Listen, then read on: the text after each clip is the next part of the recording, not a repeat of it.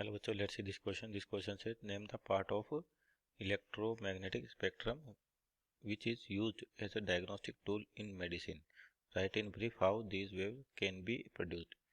तो यहाँ पर आपके पास जो बेसिकली क्वेश्चन है आपके पास इलेक्ट्रोमैग्नेटिक वेव्स का, तो की कॉन्सेप्ट लिखे पहले। तो की कॉन्सेप्ट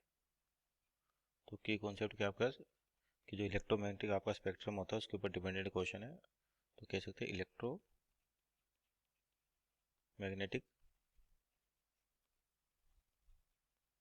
स्पेक्ट्रम। तो आपका जो इलेक्ट्रोमैग्नेटिक स्पेक्ट्रम होता है, तो इसमें क्या होता है आपके पास टेम्परेचर कोरस्पॉन्डिंग क्या होती है, सन से रेडिएशंस आती हैं। तो वो टेम्परेचर कोरस्पॉन्डिंग क्या होता है, उनका क्लासिफिकेशन कर रखा है, और क्लासिफिकेशन डिपेंड करता है आपका एनर्जी से या फ्रिक्वेंसी की टर्म में या वेवलेंथ की टर्म में। और किस प्रकार से होता है आपके पास, सबसे पहले इधर देखें तो रेडियो वेव्स होती हैं, उसके बाद आते हैं आपके पास माइक्रोवेव्स, उसके बाद आपका इंफ्रारेड IR, फिर आपका विजिबल पार्ट आता है लाइट का जो विबग्योर होता है आपके पास, विबग्योर, और उसके बाद अल्ट्रावायलेट, उसके बाद एक्सरेज, फिर आपके पास गामा रेज। इस तरह से कंटिन्यू आपके पास रेज और आगे जाके कॉस्मिक रेज यानी कि हाई एनर्जी रेज मिलती है। तो जब हम रेडियो वेव से माइक्रोवेव की इधर जाते हैं अल्ट्रावायलेट एक्स रेज की ओर, तो आपके पास जो फ्रिक्वेंसी है ये इंक्रीज होती है और वेवलेंथ डिक्रीज होती है।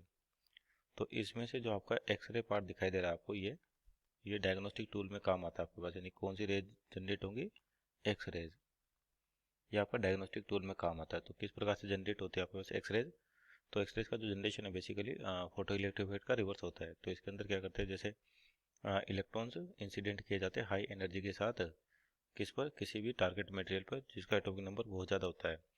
तो जैसे मान लिया टारगेट मटेरियल है,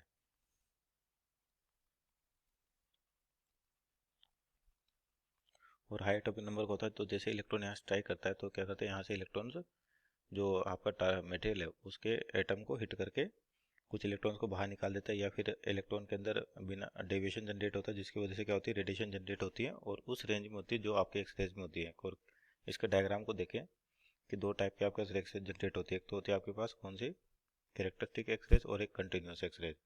किस प्रकार से, जैसे मान लीजिए न्यूक्लियस हो गया आपके पास टारगेट मेटेरियल का, और ये आपके पास शेल्स होंगे, एनर्जी शेल्स KLMN इस तरीके से, या N = 1 2 3 4 ऐसे गए अपन।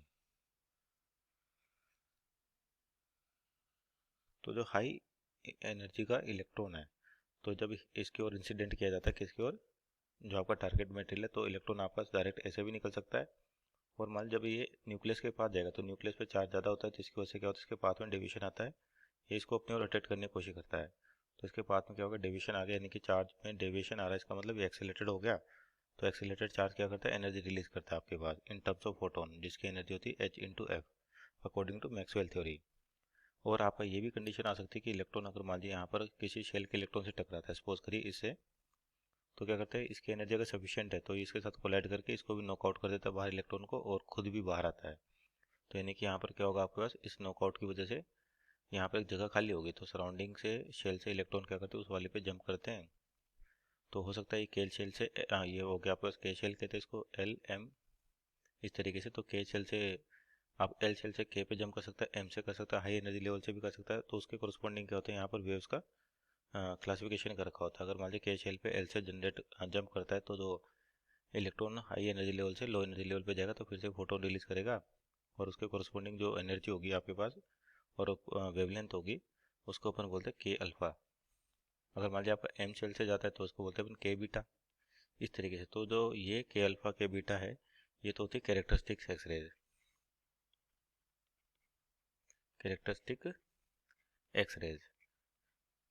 और जो आपके डेविएशन की वजह से आ रहा है, तो यहाँ पर जो जनरेट होता है एक्स रेज, इसको बोलते हैं continuous X rays, continuous X rays. और यही रेज क्या होते हैं आपके पास मेडिकल फील्ड में यूज़ की जाती है डायग्नोस्टिक के लिए, जैसे बोन फ्रैक्चर वगैरह इनके लिए। So this is our final answer, hope you understood well, best of luck.